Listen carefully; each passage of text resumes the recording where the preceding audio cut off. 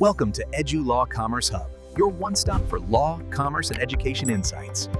नमस्कार. जरा विचार करा. देशाच्या पंतप्रधानांवरच असा आरोप लागतो की त्यांनी फक्त एक कोर्ट केस जिंकण्यासाठी देशाचं संविधानच बदलून टाकण्याचा प्रयत्न केला.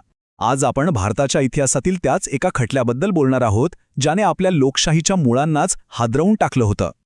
प्रश्न अगदी सरळ आहे. एखादा नेता फक्त आपली खुर्ची वाचवण्यासाठी देशाचा सर्वात मोठा कायदाच बदलू शकतो का? आणि बघा, 1975 साली अख्खा भारत देश नेमक्या याच प्रश्नाला सामोरा जात होता आणि या प्रश्नाचं उत्तरच देशाचं भविष्य ठरवणार होतं. तर ही सगळी गोष्ट सुरू कशी झाली?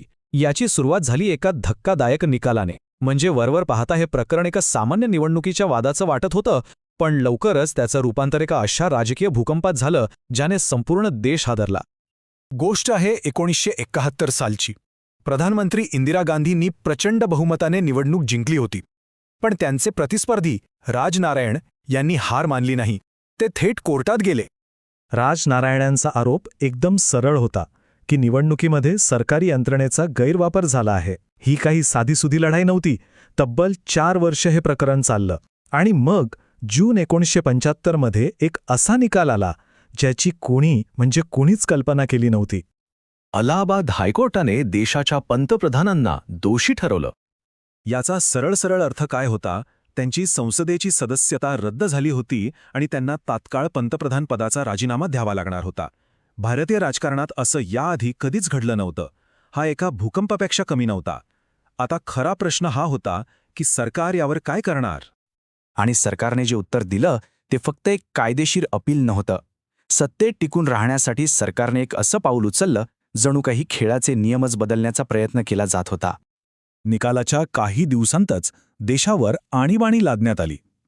हा आपल्या लोकशाहीच्या इतिहासातला एक काळा अध्याय मानला जातो.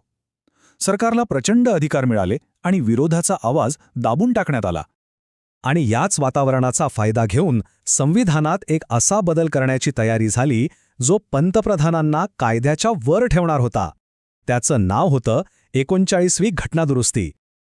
सोप्या भाषेत सांगायचं तर हे एक प्रकारचं कायदेशीर कवच होतं.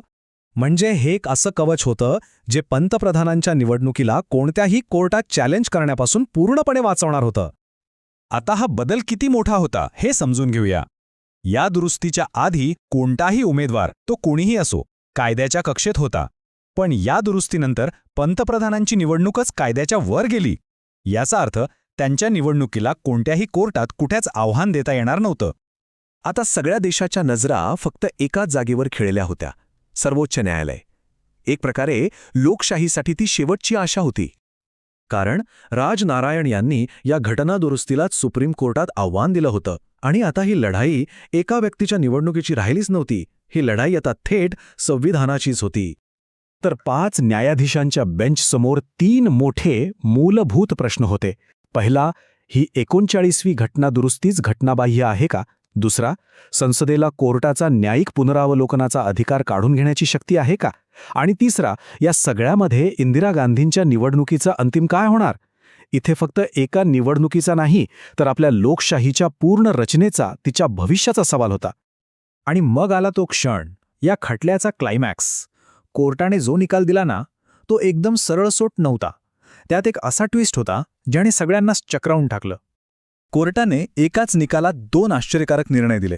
एकीकडे त्यांनी इंदिरा गांधींना निवडणुकीच्या आरोपातून निर्दोष ठरवलं आणि त्यांची निवडणूक वैध मानली. पण दुसरीकडे त्यांनी 39व्या घटनादुरुस्तीचा तो गाभाच रद्द केला जो पंतप्रधानांना न्यायालयाच्या कक्षेबाहेर ठेवत होता. थोडक्यात सांगायचं तर इंदिरा गांधी स्वतःचा खटला जिंकल्या, पण सरकार घटनात्मक लढाई हरलं होतं. पण मग प्रश्न येतो की कोर्टाने संसदेने पास केलेली एक घटनादुरुस्ती रद्द कशी काय केली?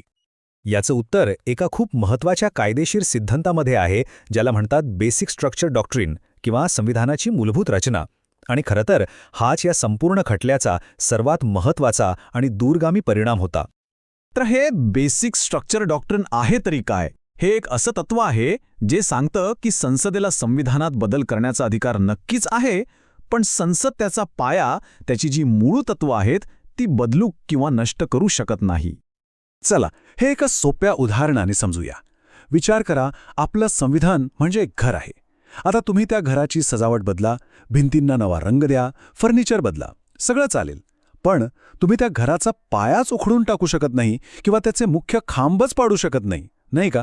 संविधानाचंही अगदी तसंच आहे.